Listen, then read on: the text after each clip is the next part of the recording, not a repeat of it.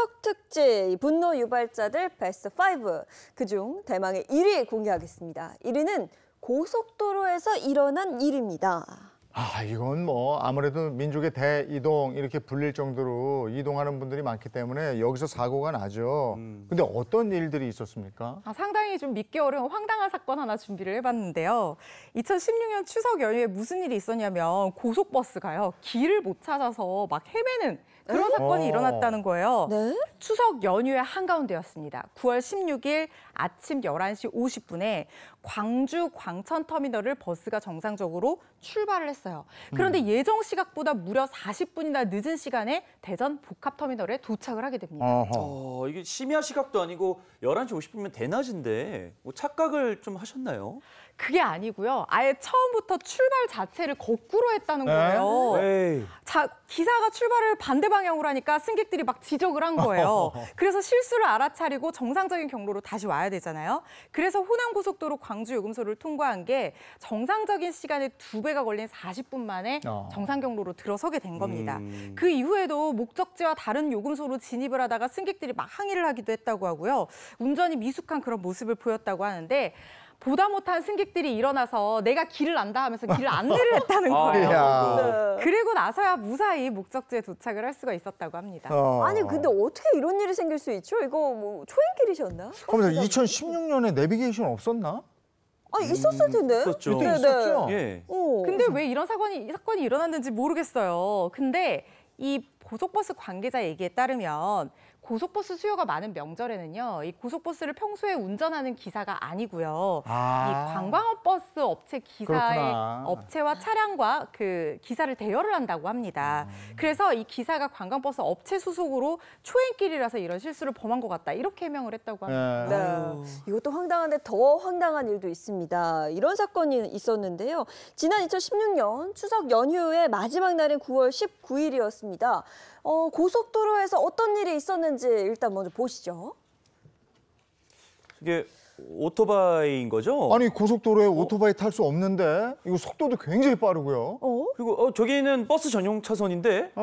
그죠? 그냥 막 달리죠. 근데 엄청 빠른 고속도로에서. 속도인데 저거. 오토바이를 타고 고속도로를 질주하던 이 남성, 굉장한 속도로 고개 운전을 하다 경찰에 검거가 됐고요.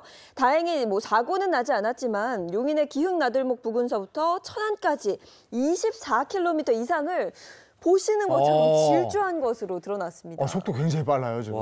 근데 저 남성 외국인이었다고 해요. 우리나라 사람이 아니었던 거예요. 이 남성 얘기로는 자기가 안양에서 천안으로 가려다가 내비게이션이 이쪽으로 안내를 했다. 아마 내비게이션은 이게 뭐 오토바이인지 그렇지. 아니면 차량인지 모르니까 안내를 했던 것 같아요.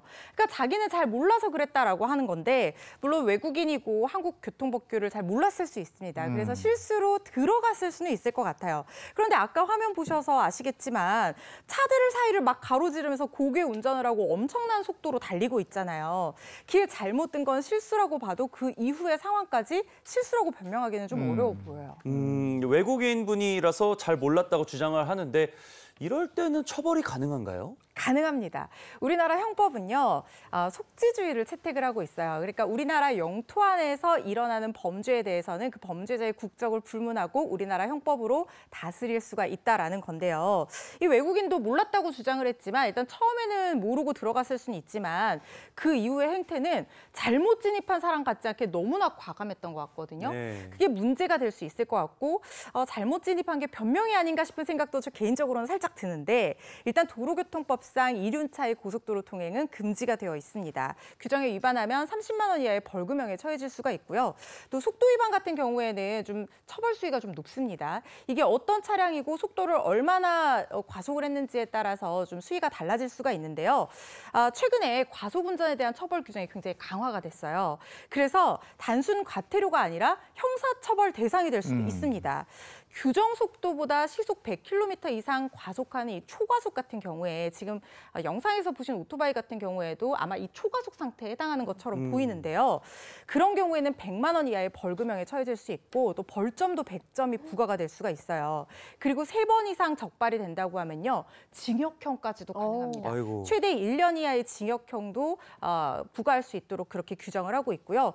지금 버스 전용 차로로 위반해가지고 버스 전용 차로로 막 질주하는 모습 보였거든요. 있었거든요. 승용차 기준으로 범칙금 6만 원, 벌점 30점이 부과되니까 아마 이 외국인은 형사처벌 대상이 될지도 모르겠습니다.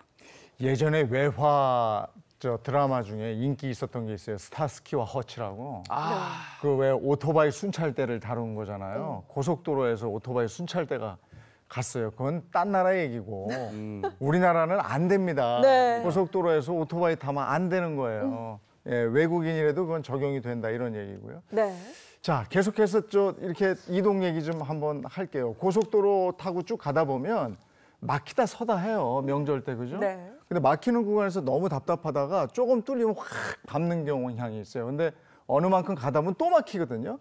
그래서 추돌 사고가 그렇게 많이 일어나고 목숨을 앗아간다는 겁니다. 실제로요, 고속도로 정체 구간에서만 추돌 사고로 해마다 20명 이상이 숨지는 것으로 조사가 됐고요. 2022년까지 매년 평균 28.6명이 추돌 사고로 사망을 했다. 이렇게 지금 표로도 나타나고 있죠. 네. 그리고 명절 연휴 고속도로 사고의 가장 큰 원인을 보시면요. 운전자 주시 태만이라고 하더라고요. 한마디로 앞을 잘 보고 운전하지 않아서 네. 벌어진 사고다. 이렇게 생각하시면 되겠습니다. 이게 장거리 운전을 하다 보면 집중력이 떨어져서 전방주시 하셔야 되는데 이런 전방주시 태만해서 사고가 나는 경우들이 많은 것 같습니다. 그 중에서도 톨게이트에서 사고가 일어나는 빈도가 가장 높았다고 해요. 하이패스 차로 진입을 위해서 차선을 급변경을 하다가 사고가 나는 경우도 있고 이 급변경하는 차량을 못 봐서 뒤에서 부딪히는 그런 경우들도 있고요. 이렇게 전방주시 제대로 하지 않아서 사고 나는 경우 많고 또 장거리 운전하다 보니까 또 하나 문제점 뭐냐면 이 2차 사고 사망률이 평소에 2배에 달한다고 합니다. 그러니까 이 길게 운전하다 보면 피로하고 집중력 떨어지고 하면 졸리고 막 졸음 운전하고 이런 상황이 발생을 한다는 거예요. 이번 귀경길 운전하실 때요. 졸리면 좀 쉬어가시고 졸음 쉼터 있잖아요. 그리고 천천히 휴게소에서 좀 쉬어가시고 이렇게 안전하게 운전하셔서 편안하고 행복한 명절 끝 귀경길 되시길 바랍니다. 네. 운전할 때 운전자가 안 졸으려면 옆에 이 조수석에 타고 있는 분의 역할이 중요합니다. 맞습니다. 조금 졸려고 하면 오징어 찢어가지고 입에다 넣어주시고요. 아니면 과자 하나 이렇게 넣어주시고요. 네. 이거 잘 하셔야 돼요. 네. 그래야 이게 안 좁니다. 네. 오늘 저희가 그 추석 특집으로 분노 유발자들 베스트 5 해서 보여드렸는데 명절에 일어나는 사건, 사고를 한번 모아본 거거든요. 이런 사건, 사고 없이 가족 모두 평안하고 복된 그런 추석 명절 지내시라고 저희가 이렇게 꾸며봤습니다. 네, 오늘 함께해 주셔서, 허즈면서 너무 예쁘지 않아요? 네, 한복 곱게 입고 나와주셨는데 명절 잘 마무리하시고요. 네, 오늘 좋은 말씀도 고맙습니다. 네, 감사합니다. 고맙습니다.